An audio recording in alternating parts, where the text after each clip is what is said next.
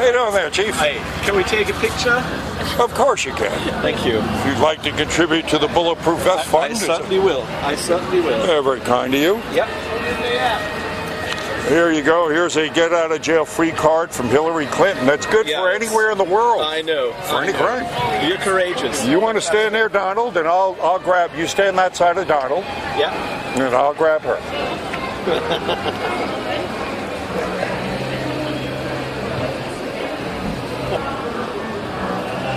Thank you very much. And where are you from? From Germany. You've got exactly the right opinions here. Yes. Oh, thank you. Oh, Thank yes. you. Just congratulate you. You're very courageous. In our country, that would be impossible with all the political correctness. You can't say these things anymore. You can't even believe them anymore. Yeah. It's not democracy anymore. So things have Sad to changed hear to the that. I've worse. heard that from others. Yeah. And, Yeah. man, because, I mean, look, the German culture is so old, and you've produced so many geniuses and great writers and scientists and artists, and you name it. Yeah. And to see your country get destroyed from the inside like that is Absolutely correct. Absolutely correct. Yeah. We have 2 million Muslims in 2 years. And I mean, we've got only 80 million inhabitants, not as large as your country, obviously. Yes, it's going to have a huge effect. The society has changed, and if you go to hospitals, you see the birth rates of the Muslims and the birth rates of the Christians as compared to that. Unbelievable. Things have really changed to the worse. But here are things much better, I think, much better. I keep my fingers crossed for your great country anyway. Well, thank you very much. I'm Just keeping amazing, mine, you know. my fingers, toes, and everything else crossed. He is undestroyable. He is a force of nature. I'm worried about this bill he just signed, the spending bill, because it really, I mean, nothing in there that, it's like the opposition wrote it. Yeah. There's nothing in there for the mega people, you know, for us. Yeah. And I'm wondering why he did it. Yeah. And why he didn't stop it. So it's a step back, but on the other front, he's replacing a lot of people on the inside that will hopefully start going after these people. Yeah. Because he can start seeing some indictments and them being held accountable, we might be able to save this. Yeah. We're going to see. But you see, it's already a fantastic sign of democracy that you can sit here and talk to people and that they don't threaten you. I think that is already fantastic. That wouldn't happen in Europe anymore, I can tell you. That's what I hear. I had a Chinese guy, ever. and you would expect this from a Chinaman in his 60s. Came up to me the other day. Yeah. Very frail. He comes up and he goes, "You're not afraid of the police?" Yeah, exactly. Exactly. Yeah, they just let you sit here and talk to people. Amazing. That is true democracy. That you're living in the right country. And just congratulate you. Well, thank you very much. Place. Very kind of you, And I thank you very much indeed for talking. And I pray for your country. Thanks. I think, well, do so. Maybe it helps. Thank you so it much, does. Tom. Prayer helps a great deal. It does. As a matter of fact, it might be the only thing we have left. Hopefully it does help. Thanks so much. Have a nice Sunday. Oh, yourself. God bless. Bye-bye, sir. Pardon me. You're from Sweden, and it's now the rape capital of the world. Almost. No. It's a small country. But we are depending on selling steel to the US, and Trump, he puts high taxes on the steel from Europe to the US. Yeah, because we've been getting screwed for a long time, because the whole globalist agenda that is in charge, and using Sweden as a prime example, run out of Denmark, really. That's where They have no steel in Denmark. No, it's not the steel. I'm talking about the overall picture of making slave nations like Sweden, turn people into slaves to the government through the socialist programs, and then invite a lot of otherwise people who are completely incompatible with your culture to create a class of cultures destroying Western civilization. So then they can come in as a saviors with their one world government, which will make everything okay. Of course, it is exactly made from Hitler's world dominance. It is what every tyrant ever wanted, and it's what you and other Swedes like you are doing wittingly. You're actually forging your own chains and singing while you do it. And I don't understand it. To a part you're right. To a big part you're right. But when it comes to what we call solidarity, when it comes to welfare, hospitals, medical care, you are a very bad example in the US because you don't want to pay taxes, and that's the only way of financing it for all people. Everyone has the right to get medical. Of course, that's untrue. And that's not good in the US. No, of course, that is entirely untrue, that statement that you just said. Yeah? Absolutely. How? Well, the fact that, one, when you open things to competition, you have more choice. Prices go down. So, I mean, talking to doctors out here, I'm old enough to remember doctors come into my house in the middle of 3 in the morning because I had a high fever. 1/3 of their practice was given pro bono, was given for free. That was hospitals, the same thing. Everybody got care. Why? Because there was open competition. It kept the prices down. But the Rockefellers and the Rothschilds, the ones that are behind the enslavement of your nation and every other Western civilization, using the third world to bring us down, was they looked at 2 ways to go ahead and eliminate us useless food eaters now that they don't need us anymore because robotics and AI technology is going to take it over most of the jobs. So let me finish. So they needed a way to cull us. So bringing down Western civilizations, which called Cloward and Piven, you bring in a lot of people to overwhelm the welfare state, centralize it, which always limits the quality, because then you become a statistics. Everybody gets 10 minutes. You don't care what you got. Everybody gets 10 minutes. So it lowers the medical experience. More people die is what they want, because they can't openly kill billions of people now like they used to in the past with gas chambers, but they will. Now they do it for the poison vaccines, the GMO foods they're going to feed you when you march into their camps, and every other means of technological and biochemistry warfare that they have. Because they even have biotech weapons now. They want all Irishmen killed tomorrow. They can unleash a virus that kills them. They've got it that specific down. But our job is to stop them from doing it. And this man, being a nationalist, wasn't supposed to be there. It was supposed to be her. And that would just been a continuation of the destruction of our country, because they had to take us down, because we are the big boys on the block. You take the big boy on the block out, all the rest fall. So he wasn't supposed to be there. But I have one question that we do not understand. The thing with the steel, has this anything to do with the Marshall help that Europe got after the Second World War? Was it why Europe was allowed to export steel to the US, and that made your own steel industry more or less go down? There were a lot of, of course, the geopolitical landscape changes because the real leaders of this are the industries, the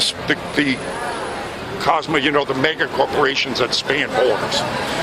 U.S. Steel was not just U.S. Steel; they were everywhere. Like Mobil, Exxon. It isn't just it's everywhere. They're everywhere. So it's all about the elites trying to control the resources and then using them to create false scarcities, to always keep it at war with one another. Because the way they control us is, one, by keeping us fighting against one another all the time, over the resources that they artificially make scarce.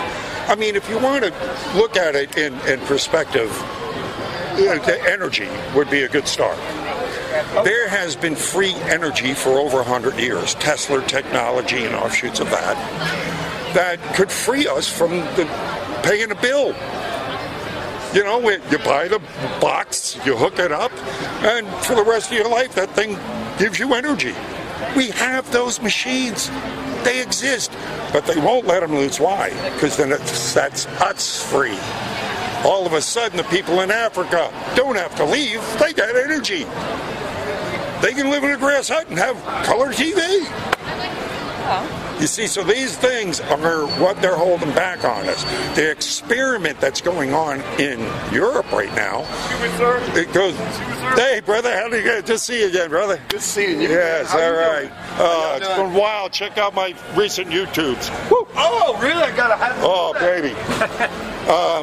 So the experiment that we have going on here of trying to keep this republic alive is the last hope we have, and that's why we're renegotiating all these trade deals now, because the things like the TPP were meant to form economic blocs. The EU were meant to form economic blocs that centralize power to the elites, so it takes it further and further away from us. All of a sudden, they get to dictate what businesses we can own, who can live in our house, how much energy we can use.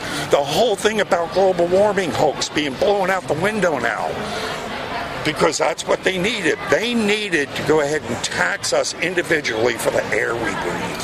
So you don't believe in pollution of the environment? No, I wholeheartedly believe in the pollution of the environment, but there is nothing. I believe in pollution, but us having any effect on the temperature of this Earth over that big yellow thing in the sky? But the Arctic is melting. The ice. No, that's propaganda. The ice is melting up there as Antarctica has record ice. Okay, but... So, I mean, dude, the polar bears aren't dying. There's a record number of polar bears. This is probably... Let me give you... Look, I know this very well. Look, I went to an institute for the Institute of Environmental Alternatives, 1971. I have forgotten more about the atmosphere than most now. Let me give you the one thing that blows the entire global warming thing out the window. Okay? The big boogeyman in all the global warming is we produce too much carbon dioxide. Am I correct? Yeah. So we have to know where the carbon dioxide is right now to know if it's too much or too little and what would be right. Right? Mm-hmm. Okay. Because the whole thing is about we have to reduce carbon emissions. Okay. So we got to know that number. Right now, how much carbon dioxide makes up this atmosphere? What percentage of the atmosphere makes up carbon dioxide? 40 promille, I think. How much? Isn't it 40 promille or something? No, 4 promille maybe. Promille, I don't know what it is in English. Very good, very good. You see, this is why I like talking to Europeans. You're so much more educated than Americans. Because I have actually spoken to climate Scientologists, teachers out here. Didn't know the answer to that question. It is less than half of 1%. It is 0.04%. But it's gone up with the...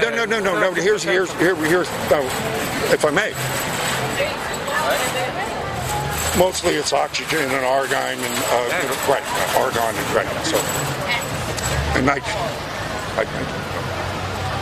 so it's a trace element. It's a trace element. Now it's been 0.04% for hundreds of years, and I don't believe. it fluctuates, but it doesn't go high much. But here's where it blows it out. Of that 0.04%. At the best measurement we can have, because it's so small, 97% of it comes from natural causes. Volcanoes, ocean tidal changes, the sun, whether it's having eruptions or expanding or contracting, sunspots. So we're talking about such a small measurement as to, pardon my analogy, as to being like a flea fart on the back of a dog. I mean, it is so small. But why do the world government that I've been talking about need that? They need it for this reason. It is the one thing they can blame us for breathing. We produce it. You have a carbon footprint. Oh my God, you got a carbon footprint. We have to tax you. We have to tell you what you can drive. We have to tell you where you can live, how much energy you can use. In the meantime, they're creating false scarcities and keeping back from you the free energy we all should have. So you're playing right into the game by giving them the fuel they need, by believing in a global warming hoax that cannot be backed up by science. Oh, I mean, I know, and you can't know what is true, but yes, I can. There are thousands of scientists saying the same thing. It's called groupthink. I just finished a great paper called Groupthink Global Warming. Yeah. And in there it is a scientist who goes through and categorizes all of the blatant, just fake science that's being put out there. But where this essay goes in, it goes into the psychology of how many otherwise intelligent, educated people can fall for such bullshit. And that's it. And it goes along because there are many I've talked to out here, and there are people who have testified for Congress. One lady was MIT, one of the top climatologists in the world, who started in with the groupthink, and then when she stopped and said, "Wait, let me look at the science myself," and said, "This is all fake. They're making numbers up. They're changing things. They've been caught red-handed doing it." So what's happened is now these guys have invested themselves so far down this rabbit hole of this lie, they can't stop. They can't. It's a $1.4 trillion a year industry with the government subsidies and everything else they throw out. But in fact, we don't even need it. It is a boondoggle. We don't believe in politicians. We don't believe in these big corporations or the big capitalists. We don't believe in the leading comrades in Russia and so on. But we believe in scientists. That's the only thing. And you know what? Are they priests? And then, of course, then they could be pedophiles themselves. But just because they're scientists doesn't make them gods. They are wrong. If you don't question the scientists themselves, "Oh, I'm a scientist." Well, I can't question you.